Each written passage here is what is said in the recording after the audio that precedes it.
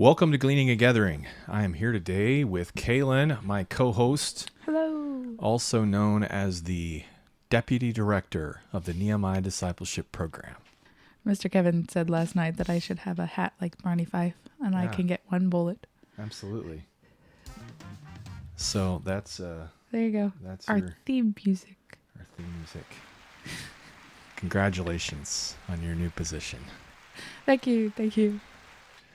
So I wanted to talk about NDP today, and we've been talking about that off mic, but it's true. I would like to talk about it here on the podcast. So if you're interested in the Nehemiah Discipleship Program, the dates for this year, our leadership training is actually happening. We've decided to strategically coordinate that with our NDP experience. So it's going to start on December. June. Next year. June the 1st, 2024, and June 1 through 5 is going to be our leadership training time. And then June 6th through the 9th. So that's a Thursday through a Sunday. We're going to be having the NDP experience. Yes. And so tell them a little bit about what that means in terms of the experience. What is the Nehemiah Discipleship Program experience? Kaylynn? So it's a good question, Brother Heimlich. Thank you. When you first get here for the experience, the first night, you will arrive and it'll look a little bit like a youth camp. We'll have a session the first night, some games, kind of get to know you stuff. And then the next day is when it becomes really interesting. Yes. We work together for the morning time on all kinds of different projects. I think one year we did insulating a house. Yeah. We've done lots of weeding corn. Yep. And yes, lots of different things. Clearing brush. Clearing trails. Yes. Yeah. All kinds of things. But all of that is done in different teams with your number team, let's say. And then for the afternoon, we'll have training times. So this is when experts in their fields, you get to sign up for different areas that you'd like to learn about. It's just a taste. It's not really, you're not learning enough to be able to go and actually do anything in the field, but you're getting a taste of different kinds of occupations. Right. And then in the afternoon, we'll have a time for Bible engagement, which basically just means we're going to be doing some sort of, it's not always Bible study, but something with our Bible. So that might be creating a skit, that might be doing inductive studies, that anyways, can be a lot of different things. Sure. Several different tools that we look at. Right. But then it's using those tools on a particular passage of Scripture. And so like last year it was Ephesians chapter 4 was our focus. Yep. And so we all work, the team works together. That's going to be a different kind of team. So you're mixing and matching with people all day. You're going to be in different groups. And then we have the night service what can I say about the night service? It's wonderful. It's beautiful. It's missional. Right. So usually the second day is like super emphasis on right. Is that correct? Maybe I'm wrong. Anyways. But the night service, so last year we had Mr. Stroop. Jim Stroop. Mr. Jim Stroop, that's right. He teaches with me and I don't know his first name. That's unfortunate. He came and he told stories for our night together. Anyways, it was a really, really wonderful time. It's like these really powerful parable type stories. Is what he shared. Yeah. Yes. So so we have that in the evening together, and then we'll have an afterglow that's very fun and lots of different things that we've done during that time. And then you go the next day and do it all over again. Yeah, kind of a same kind of idea, except you're getting some newer experiences on life skills training and so different things than you did the day before. So the 4 pillars of NDP, at least the experience, are work. So crazy hard work, intentionally hard work, because we see these as character building opportunities. Right. And so that's what we're doing. It's cleverly disguised as old fashioned hard work. And it's very, very fun. I think oftentimes you're doing it with people. Right. The drudgery of work comes when you don't have a community to do it with. So Yeah. And then the second thing is life skills training. So we have skilled mentors, whether it's learning how to master locks or whether it's learning how to run an excavator or turning logs into lumber or welding. All these are taught by people who have experience and say, one of the ways that I glorify God is by using this skill to serve other people. And this is some of how I've done that. And then actually sharing with the young people like this hands-on experience of doing it, at least getting a taste of doing it. And then, like you said, scripture engagement, that's our third pillar of NDP. And then spiritual friendships, which really are happening throughout the entire thing. Right. Like all these people that you're doing this stuff with, you're forging these relationships, these friendships in the middle of all that. And so building those bonds with like-minded youth while working together really is an important part of the whole thing. We're creating a tribe. We're not just, hey, here's an experience that you're having by yourself. And so that's what really goes beyond NDP as an experience, as a time period. And so like kind of organically, a couple of years ago, I think they started a Marco Polo group for NDP. And so like throughout the year, there's different questions and things that would pop up. Questions, conversations about them. Yeah, it was. And I think there's that organic relationship building is more, it's spiritual friendships is one of our pillars, but we don't have a spiritual friendships time where you're like, no, it's happening throughout. Right. These are people that, the beauty of the program though, is that it is a little bit exclusive, not so that like only the good and the best can come, but rather that if you don't want to work, you're not going to be there. It's kind of self-selecting in that way.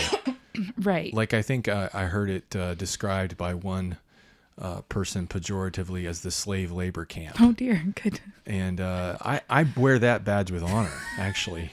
Oh dear. I think maybe we need to put that on our brochure. On our brochure, there you go. This is the slave labor camp. No, it is not that. Oh gracious me. But I think it is fierce. The people, it is fierce, and that's another word that's being used to describe it. But I think that the kind of people that will not enjoy NDP would see it as a slave labor camp. And because of that, we don't want them here. Yes, correct. And it's not that. It's not a youth camp. It's a boot camp. Right. It's more of a boot camp than a youth camp. Yeah. I've realized, so when we first started, it was very much like, we are the few and the proud. The Marines. Right. And it's because it's not that. Yeah. I think we've softened a bit. A little bit in our time. I think there's definitely lots of space and rest and joy along the way. Sure. So it is not just be ready because you're coming and you're going to work on the farm, and you're going to work on the farm. Yeah. But it's not going to kill you either. And it's not going to be something that you walk away from saying, I never want to do that again. Right. Like over and over again, young people that have participated, this is like the best thing that's happened to me all year. All kinds of just wonderful testimonials of how God's used it in their life, and it's been a wonderful thing, and there's the friends that they've made. So I think the people who actually participate in it walk away from it with just a great sense of appreciation. Man, I'm so glad I got to be part of that. So it's not that, but it is a bit self-selecting. Right. In the fact that the kind of people, and the way we're even talking about it and advertising it, the kind of people who are going to be attracted to that. Right. Are not probably going to be, yes, I'm going to leave that. Never mind. Yeah. So I think that, the opportunity to be part of that is a bit exclusive. We cap it at 40 young people, and we'll cap it again this year, just because we feel like that's the number that we can adequately serve, and it works for us and our facilities. And so we're going to just keep it right there. At least for this program and for here. Yes. One of the dreams that we've had is of doing this for local communities. Exactly. In other places. Because the beauty of something that I don't think we've talked a ton about is the connection between generations Yes. in this, because you have so many adults that are necessary for the program to actually take off and get going. It is not a youth camp in that the kids are the point. No. You're supposed to be having lots of conversations with people that are not your same age. Mm-hmm. Every team has an adult leader with them, or an adult person that is over the projects. Those adults are not there by accident. No. They are there very specifically. And the people that are doing all of the life skills training, those are like for a local community. Those are the bread and butter of the community. Yeah. These are the occupations that hopefully, if the young people are going to come back to their town or their local environment, these are the jobs they're going to be getting, hopefully. Right. And these are the opportunities they're going to be having. And so having a place and a space where those generations can come together in a mutually respectful environment. I know that sounds a little strange. No, that's exactly right. The fact that the older generation is coming saying, you are the next generation. I want to show you my trade. Mm-hmm. And then the newer generation coming up is saying, look at these fantastic things that these people are doing. I have been so amazed. I got to sit in on my uncle's session this last year. He does avionics. Avionics, thank you. So it's the electronics of airplanes. I had no idea what he did. I knew he worked on airplanes. That is all I knew. But he gave me a taste of like the process that it would take for you to get involved in something like this. Anyways, it was just so cool. I left with so much more respect for him. Yeah. And for his, like, the skills that he's learned. And with a recognition that, like, if I lost everything at this point and decided not to be a teacher, you could have a career in avionics. Right. I could go and work in avionics. Probably not. But it gave me a path forward even in that. Yeah. And so that was something I would love to see that happen in different communities all over. That this would not be just a here thing and a now thing, but that there could be an understanding that this is the vision of the church. The vision of the church. Yes. Is multi-generational. Mm-hmm. That it's supposed to be passed from the oldest to the youngers. And anyways, I think that's an exciting thing. And I think that's something that could happen more places than just here. Absolutely. And I think it's something that needs to happen more places than just here. And I think another aspect of this, I was just listening to a podcast this last week. Carrie Nyhoff was interviewing David Kinnaman, who's the head of the Barna Research Group. And he was just talking about how there's this divide between when they're doing the research, they're finding that business leaders and leaders in the community are saying, we really need the church to help us in vocational discipleship. We want the church to help us. Like, how do I disciple the 10 guys that are working in my business? Interesting. Help me do that. Help me do that better. And so that's what they're hearing when they're interviewing business leaders. And when they're interviewing church leaders, they're like, how well do you feel like you're doing in vocational discipleship? And the church is like, oh, we're hitting out of the park. Oh, yeah, we're doing that. We got that covered.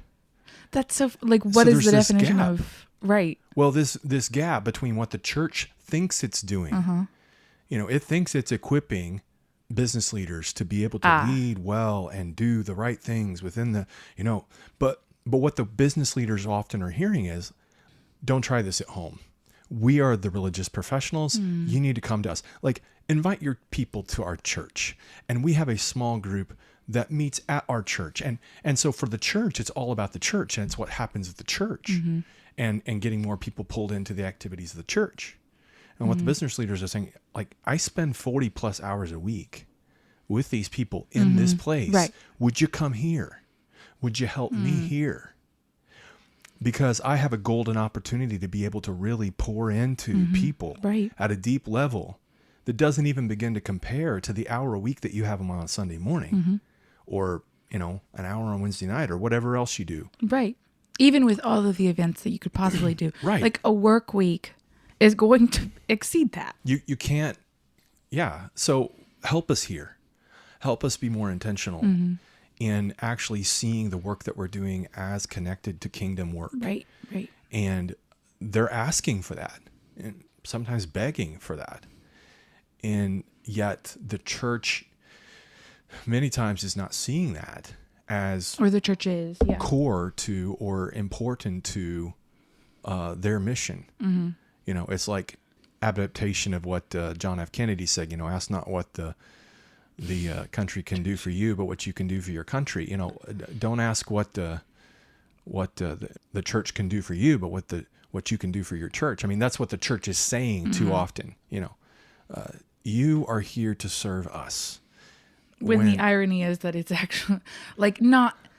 Yes, the irony is that we are the church going out into these different places, and so the best thing we could be doing with our time is saying, okay, what does our community look like? How can we engage with our community? Yeah.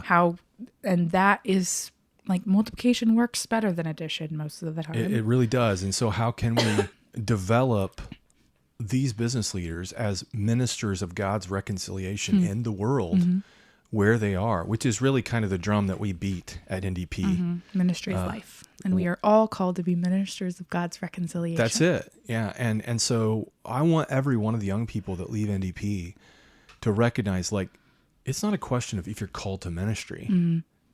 Just put that to rest. You are. Yeah. What does ministry look like? You are called to be a minister of God's reconciliation in the world, period. Now, what kind of tools are you going to have in your toolbox? Right. How has God shaped you uniquely to be able to serve? Because that's really what ministry means, is service. How are you going to serve this present age you're calling to fulfill?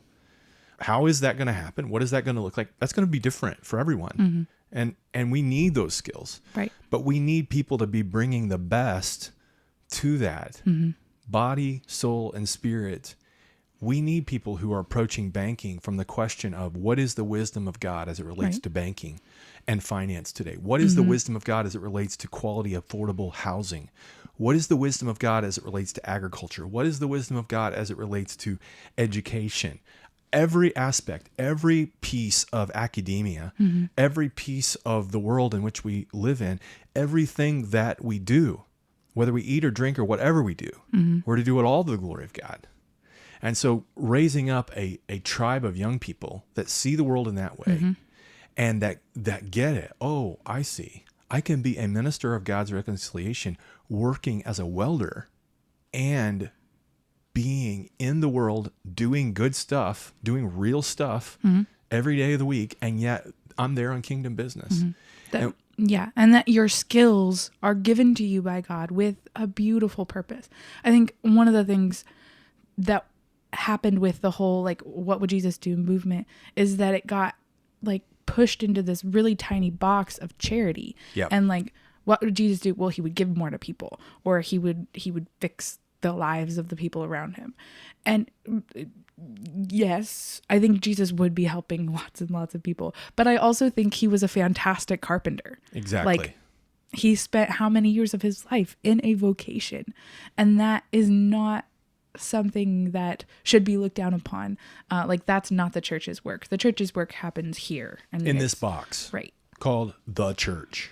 But we are the church. Yes. Anyways. Yeah. And if we could recover that theology of ecclesiology, the understanding that we together are the body of Christ and members together one of another, and that all those gifts that are talked about in Romans chapter 12, that's what we need to be cultivating, and that God has given pastors, teachers, apostles, prophets for the equipping of the saints, for the work of the ministry. Right. There's a progression there. Equipping of the saints happens so that the work of the ministry can happen for the edifying of the body of Christ. Right. So that everyone. And then as it goes on later, that we all may come to the measure of the stature of the fullness of Christ. And I just think that understanding that it's not just about getting people to come to our church and become a part of our medium-sized business so that we can get enough nickels and noses in here that we can, pave the parking lot, pay a pastor, pad the pews and do some stuff. Right. That's not the point. It's not that. It's bigger than that. It is much bigger than that. And so if the church truly understands its purpose. Like, we are there for the equipping of the saints, Right. for the work of the ministry. Right. Right. But let's do our piece so that they can do their piece. And so that the body Rather of than Christ, flipping that around and saying, okay, what can you do for us? yeah, it's here to serve us. Right. You know, you go to work and pay your tithe and give us, you know, some more of your money. And we really need you to go to work because we need your money so we can keep this thing going here and keep the lights on, the bills paid, and we can keep growing our reach. But the whole point of you going to work is to make money so that you can bring it back to the church so the church can spend it on all this stuff. What? If you can't tell, I'm a little passionate about that. Just a little. But I think that for so long, a misunderstanding and a misrepresentation of ecclesiology has been at the heart of a very weak and anemic church. Like, what in the world are we here for? We are here to demonstrate the many-faceted wisdom of God to a world, seen and unseen, to the Principalities and powers. to the principalities and powers, to the world that's out there. The world should be beating a path to our door saying, wait a minute. Why does your system work? That is amazing. How did you do that? And how do we get a piece of that? And how do we become part of that? And look at how they love one another. Look at the way that their families operate. Look at the way that their children are raised. Look at the way they care for the elderly. Look at the way in which their food is grown, and look at all that. This is beautiful. Like, how do I get into that? And instead, you know, many times we've got churches full of people whose marriages break up at the same rate as anyone who's not a part of the church, whose kids are in the same spot that everybody else out there is in, and they're elderly in the same nursing homes that everybody else is elderly is in, and they're eating the same food everybody else is eating, and their lives look pretty much the same way everybody else's lives look. I think, though, that the challenge, though, is if we're really going to be transformational in society, there has to be something transformational about our communities. Right.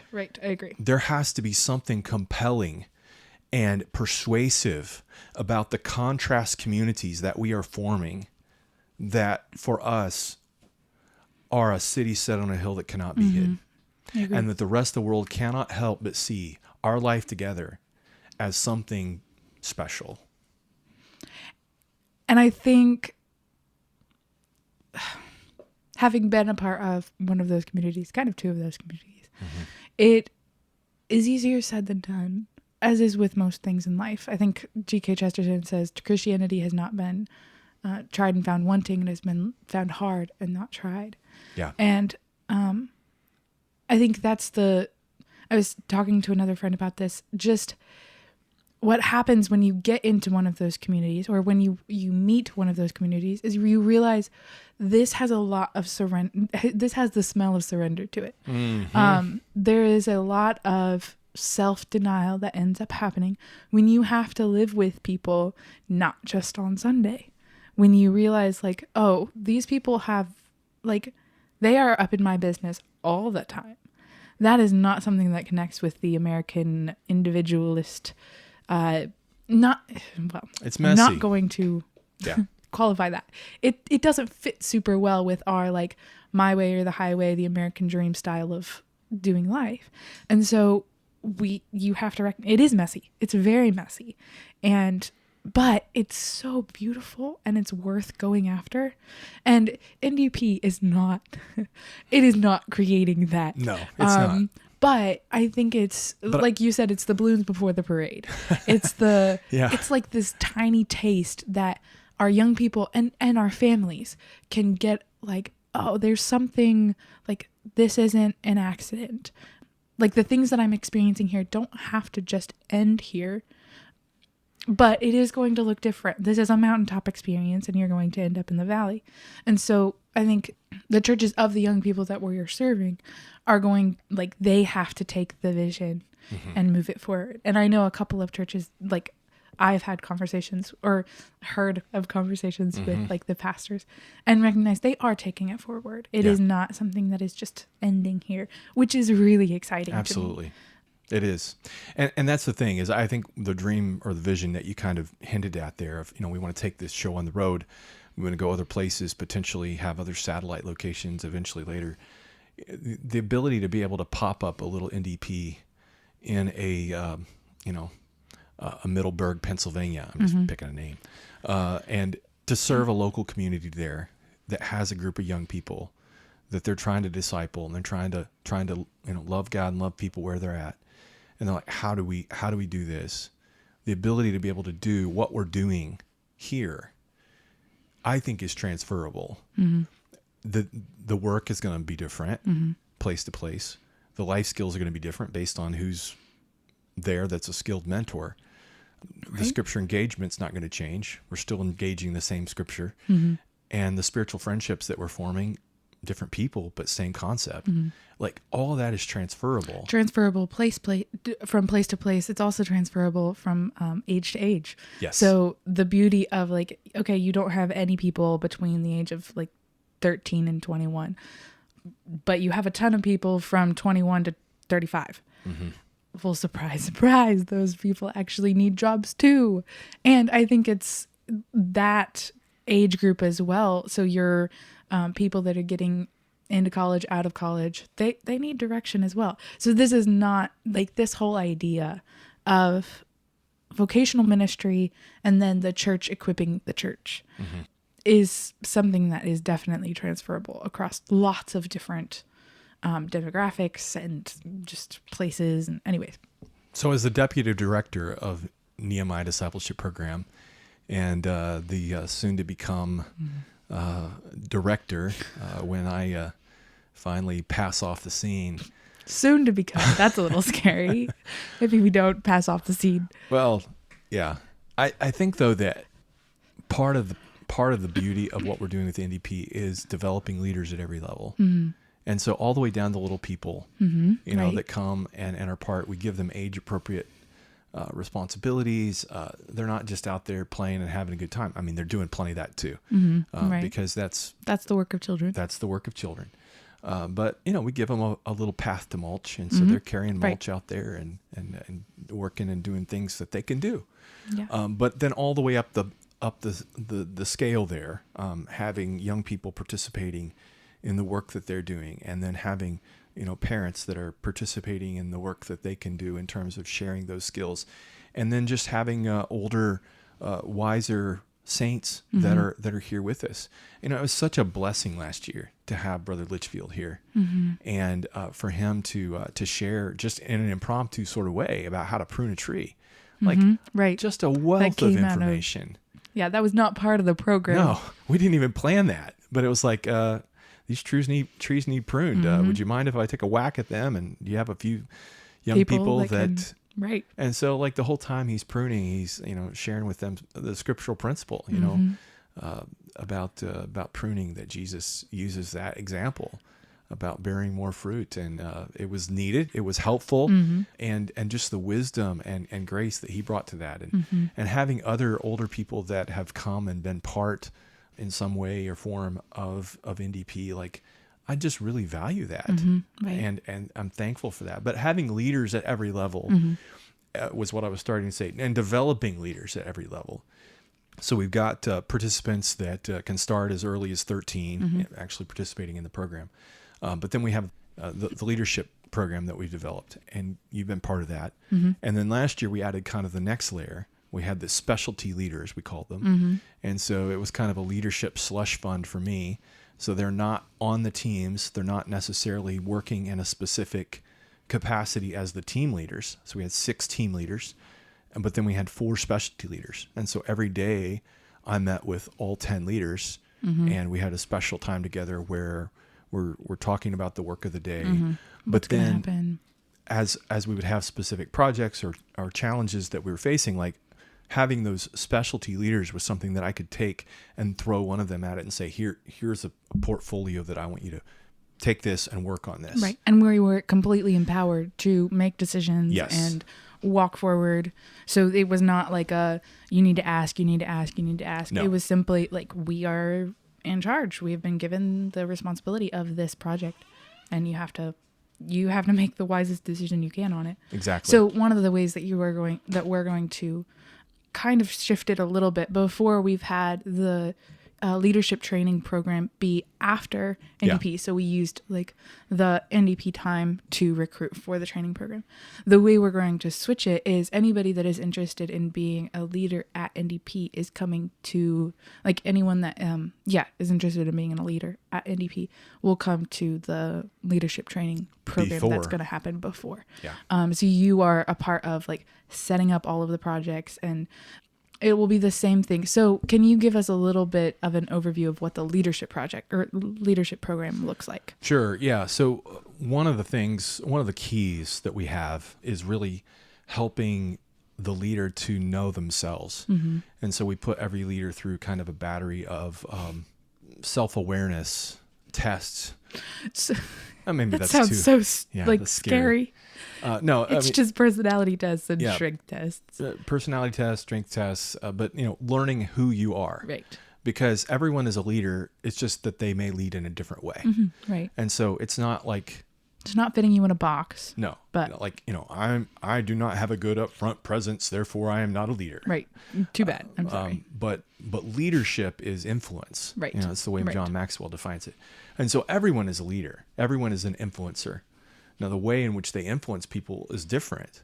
The way in which they are going to lead is going to be different, and it should be. Mm-hmm. And so how do we help them learn who they are, who God has made them to be?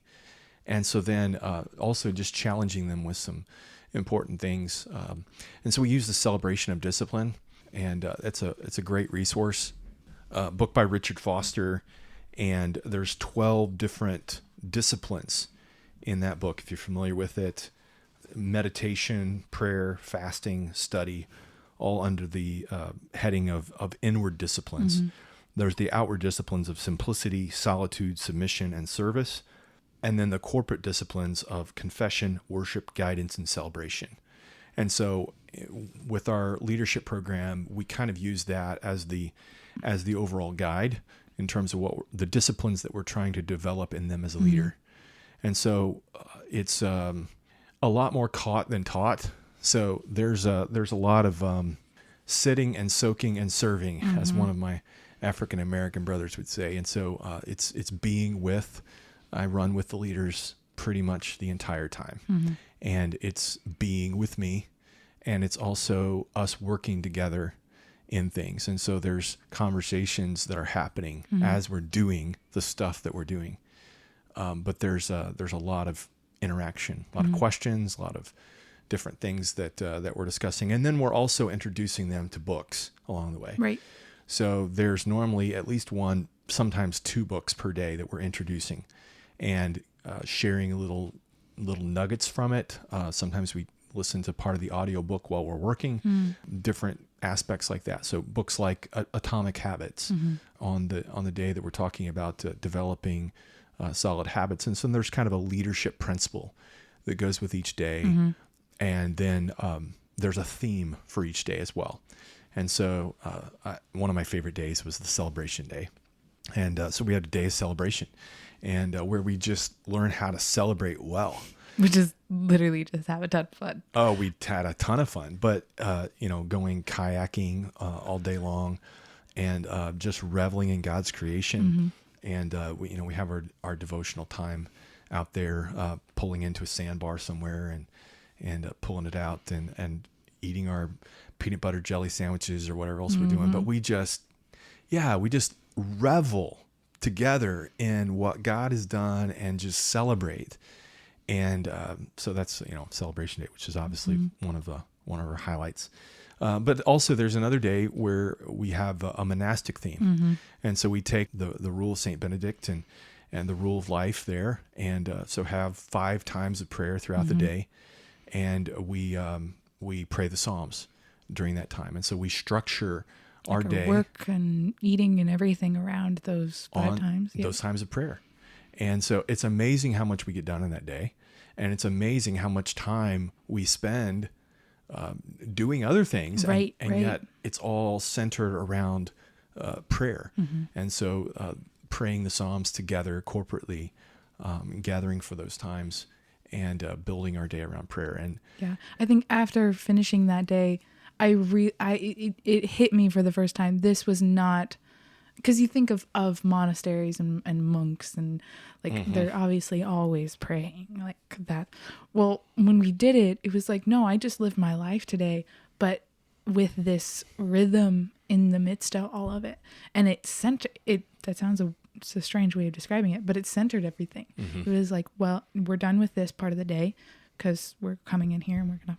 And I think that the day we did that, we went through the first 25 Psalms, I think. 25 Psalms. We read 5 Psalms per prayer time together.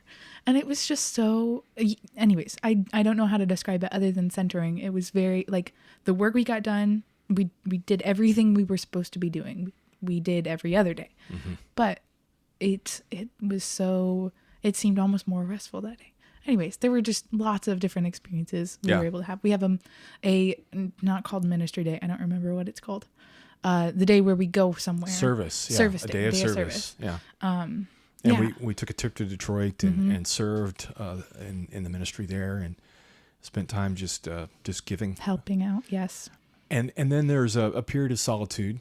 And so a time of reflection and solitude, normally we put that towards the end of the period, where you get away by yourself in silence and in solitude and listening and spending time doing that. And so we encourage the work of journaling throughout the entire time, and normally give young people a special journal that they can take with them and use to record their thoughts along that way. But I think it's a gift to be able to have that kind of input as a leader, to feel seen, to feel heard. And then, of course, there's the practical part of just going into how do you lead a group of people, Right. and doing that in a way that gives them principles that are transferable and different in the way that they're applied from person to person. Right. And the beauty of this system is that by the end of it, you actually get the opportunity to take all of the principles that you've been learning, the things about yourself, the things about other people, and then plug that right into Put it into a action. team that you have to lead. You don't know who that team is going to be. It's kind of exciting. Yeah. Well, in years past, you haven't known. I think you probably will this year. It's true. Because we'll have the teams done ahead of time, and you'll know who you're leading. And one of the things that I hope to do this year is to be able to lead times of prayer specifically for your team. For the people, yeah. And really, even before they're here, have a sense of just spiritual connection and praying specifically for these people that are part. So there's an application process, and not everybody applies is going to get to come, but we want to serve young people that are serious. Don't let that stop you from... No. Please apply. We want everyone to apply that has a desire to come. Obviously, we have this constraints of how many can come, right. but we do want to serve, and we want this to be a blessing. And so that's the application is going to be posted soon. We're in transition right now. Our application process last year took place through EFM's website. And so this year we're transferring all that. It'll be at victoryacres.org. And so we'll have a special section for NDP and all that information on our newly designed website that is soon to be functional and operational. We probably could get that on Facebook as well, right? We'll have it available in multiple places, and so people will be able to click that link. It will give them the form. They can sign up online. Everything's online. And then after we have made the selections of who's going to be in, there'll also be a process as well of what kinds of things are you interested in, the specifics of the life skills training. Life skills training, got it. So that they can sign up ahead of time and say, hey, this is what I'd really be interested in. So I'm excited about it. I think it's going to be great. And I'm excited to have you step into this role of deputy director. And what I started to say was last year we had kind of added the specialty leaders. But this year we'll continue with that, having some specialty leaders. But just seeing you step up into another role at another level as the deputy director, You're going to It's be a little terrifying. Yeah. Well, yeah, that's leadership. So welcome to the world. Great. But I'm excited about it because we work well together. You make the program better, and your empathy is a great balance to my rugged edges sometimes. Well, you get things done. I do get things done. I run over a lot of people in the process, but I do get some things done. But I'm thankful that God has surrounded me with an empathetic wife and an empathetic daughter who cares about people, and that's a blessing. So It's a fun time.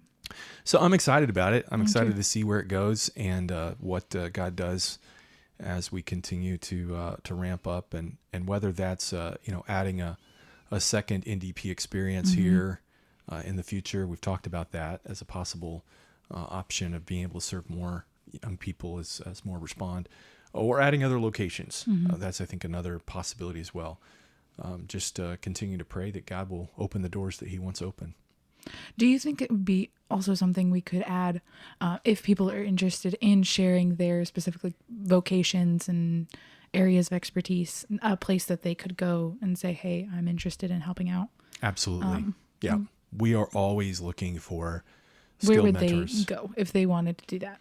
Right now, they could just email me directly at director@victoryacres.org and just say, hey, interested in participating with NDP. If you need a skill in this skill set, reach out to us. We would welcome that. Yeah.